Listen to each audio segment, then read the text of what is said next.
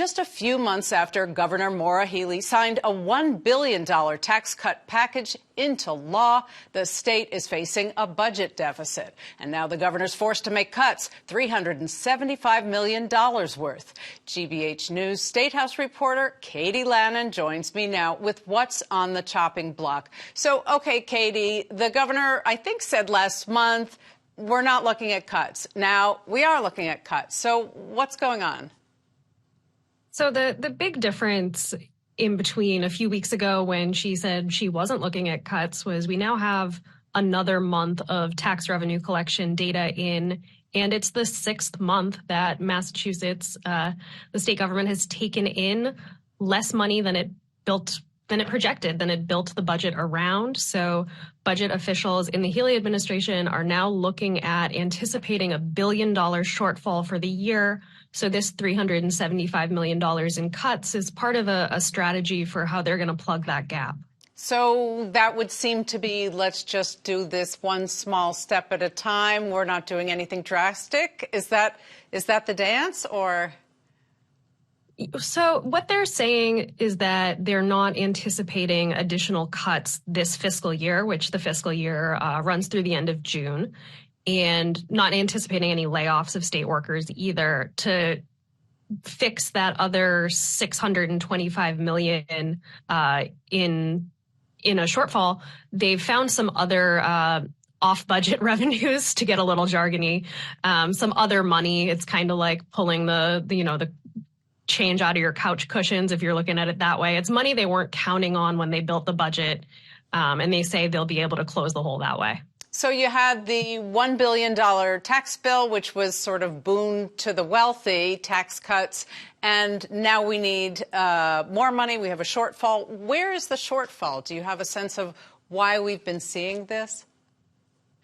So the tax relief bill that Healey signed a few months ago, that's budgeted for. That money, that cost has been built in. They know about that. This revenue shortfall is something that we've seen for a few months now, at least the last couple months, December, November. It's widespread. It's across different categories of tax collections.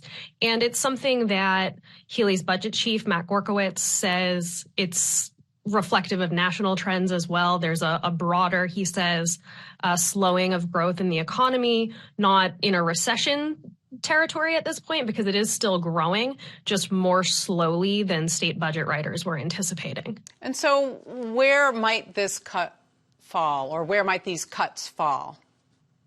So it's across 66 different line items. And when we're talking about a $56 billion state budget, this is a really small piece of it.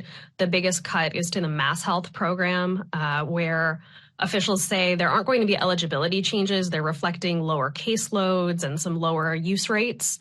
And there's cuts to some local projects, earmarked projects that communities and state lawmakers really like to tout, whether that's things like public safety grants or tourism projects, parks, economic developments, the kind of thing that you see an elected official send out a press release about when they pass a budget. So even though those are only about $20 million of the total, those are the kind of things that lawmakers won't receive too happily, that can really, be seen on the ground. Maybe none of those were slashed entirely. They were cut in half, but it's still the kind of thing that we could see create some tension between Governor Healey and the Democrats in the legislature who control both the House and Senate. I'm guessing it's a little soon to have heard any grumbling. Is that right? Yeah, no real grumbling. I talked to one state senator today, Republican Peter Durant, who was unhappy with the prioritization, the things that were cut among the local earmarks. Legislative leaders are not rushing to criticize the governor. They've been talking about a need for fiscal prudence and say that, that this was what needed to be done by and large. So we'll see if that does, if more of the rank and file lawmakers feel a little differently. But these are unilateral cuts. The Constitution gives the governor this power. And so they don't need the legislature's approval to take effect. A lot of focus had been put on the state's emergency shelter system and the need for more funding. Is that any part of this? So Matt Gorkowitz, Healey's budget secretary, says no. He says they're two separate issues. These cuts do not relate to the shelter crisis. Now, Governor Healey is preparing to ask lawmakers to approve more funding for the shelter system, but that's going to come from a separate account, or she wants it to come from a separate account. And that's what they call a transitional escrow funding. So it's savings that they stashed away in good times. And, Matt Gorkowitz says that'll help insulate the budget from feeling the big squeeze of these soaring costs. But it's up to lawmakers to decide if they agree with that plan of spending those savings on the shelter. And how unusual is this step that she's taking at this point, taking a little tuck out of the budget?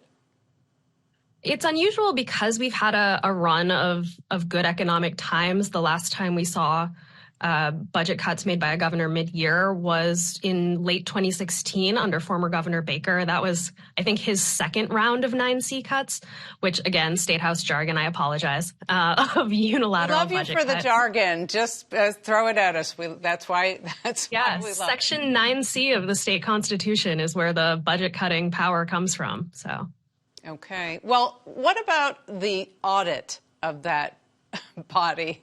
We have heard a lot. Diana DiZoglio, the state auditor, would like to do this. She literally sings about it. And it looks likely that this will be a ballot initiative. She's been gathering signatures. Where does that stand? Yeah, that was one of several ballot questions that earned enough signatures from voters to move on to the next stage in the process. It's a long process.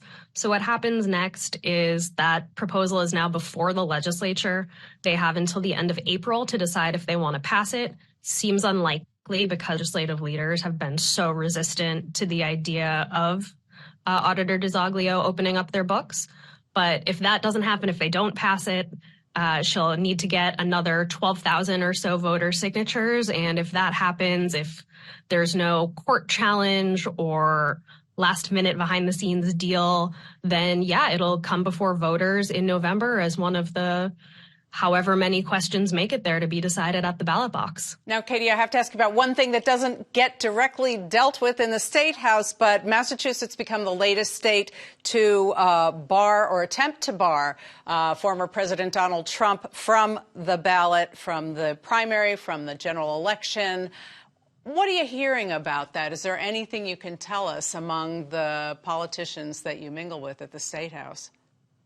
Yeah, I think this will be there's a weird little logistical twist here where, the ballot law commission, I believe it is, the body that he challenges can't meet until the end of the month, but under state law, but ballots have to be out to military and overseas voters before then. So essentially ballots will be printed with Donald Trump's name before, if the commission even hears this challenge, before they decide whether or not he is eligible.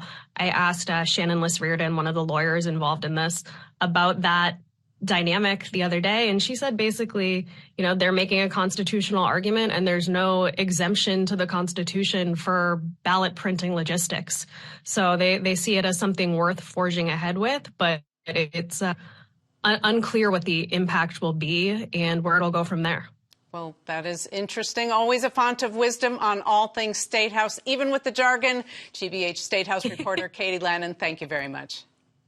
Thank you.